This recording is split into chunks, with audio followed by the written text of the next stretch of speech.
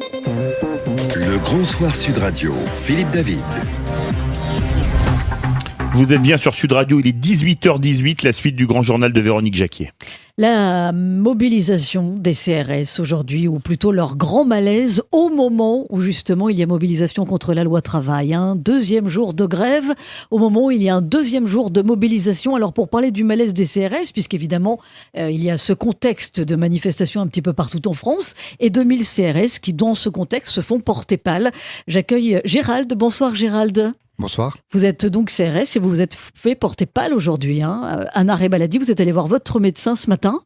Du moins un médecin. Parce que oui, vous avez trouvé un médecin, c'est ça ? Voilà, tout à fait. Je pense qu'il y a eu beaucoup de médecins qui ont été sollicités aujourd'hui. Oui, c'est pour vous, il faut le rappeler pour les auditeurs de Sud Radio, la seule façon de vraiment vous mettre en grève, c'est-à-dire de vous faire porter pâle.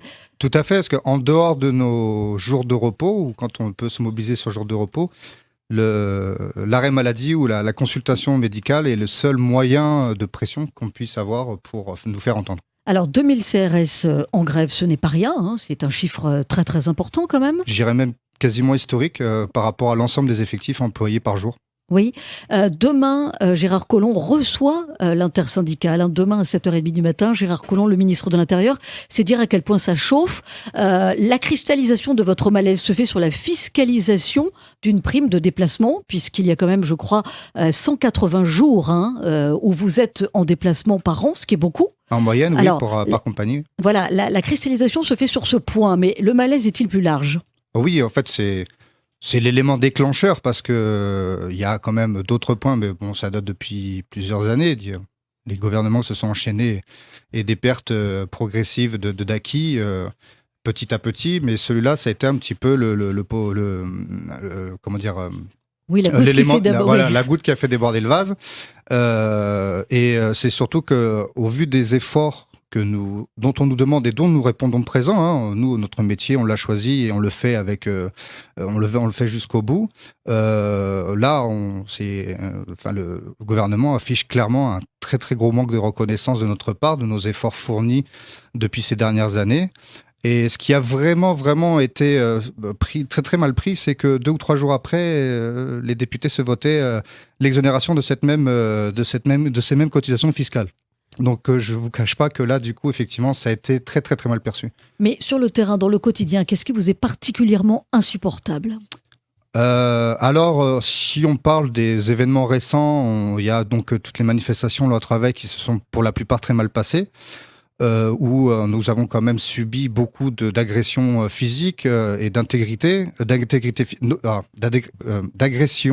pouvant nuire à notre intégrité physique. Donc, beaucoup de collègues qui ont subi des jets de cocktails Molotov, dont certains ont quand même subi des conséquences.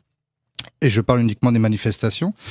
Et derrière, des ordres qui ne suivent pas, alors qu'il était clairement établi que l'affrontement physique était quand même déterminé, alors que nous pouvons avoir des moyens à notre disposition, mais qui ne sont pas utilisés à bon escient. Nous avons notamment des camions avec canons à eau, qui sont quand même d'une efficacité très redoutable et dont il n'y a aucune, ce ne sont pas des armes à proprement parler. Donc, mais vous iriez jusqu'à dire, on nous dit de ne pas les utiliser ?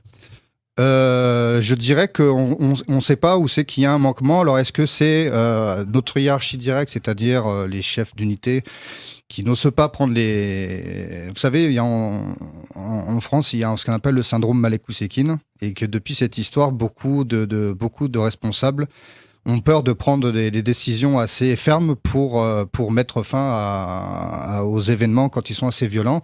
Et effectivement, du coup, des décisions fermes sont assez difficiles à prendre.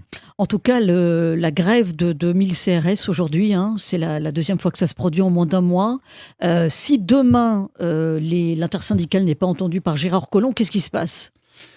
Alors c'est pas à moi de le dire, mais je pense que si le ton doit se durcir, il se durcira, c'est sûr. Ce qu'il faut quand même souligner, c'est que cette intersyndicale elle-même est quand même assez historique, parce qu'avoir 3 syndicats qui d'habitude sont très rarement, voire jamais d'accord sur les points, ont réussi à se faire entendre d'une seule voix. Nous espérons que cette intersyndicale perdurera demain, et surtout que ce sera un signe pour l'ensemble du corps de la police nationale, parce que là, effectivement, on parle des CRS aujourd'hui, mais c'est l'ensemble du corps de la police qui est en très grande difficulté, en ce moment. Et je parle aussi bien des tenus que ce que l'on appelle nous les civils, enfin les administratifs, tous ceux qui travaillent pour nous. Oui. Alors nous, par exemple, on a des agents de service, tout ça. Tous ces gens subissent un petit peu toutes les coupes budgétaires et toute cette mauvaise reconnaissance pour l'investissement rendu. Faut quand même savoir que nous, les déplacements, CRS particulièrement, ça a un coût social pour nous. C'est un coût familial pour beaucoup. On est quand même un des corps de métier où le taux de divorce, le taux de séparation et le taux de suicide aussi est quand même assez élevé. Donc tout ça, il faut qu'ils l'entendent que on ne peut pas continuer à continuer à perdre ses acquis pour le malaise est général. Voilà, vraiment. malaise est général, Le malaise est général. Merci beaucoup Gérald Serres d'être venu nous parler des revendications de tout ce que compte votre profession, puisque 2000 CRS se sont mis en grève aujourd'hui, au moment des manifs contre la loi travail.